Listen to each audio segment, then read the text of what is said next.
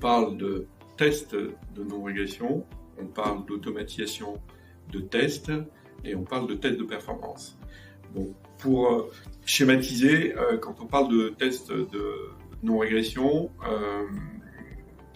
en général, quand on fait une migration, on va s'assurer que le système qui va être amené à remplacer le précédent ne présente pas un niveau de qualité inférieur et qu'il n'y a pas de discontinuité de service.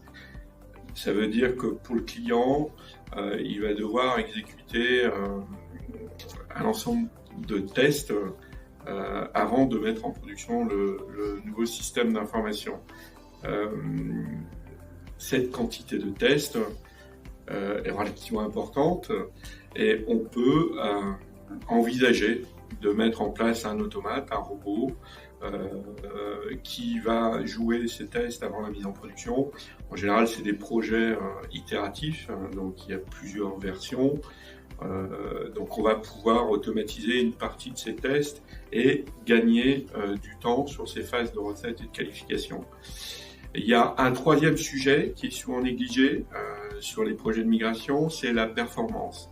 Si on prend par exemple un logiciel comme SAP, c'est un logiciel qui est intégré à d'autres logiciels de type CRM ou OMS.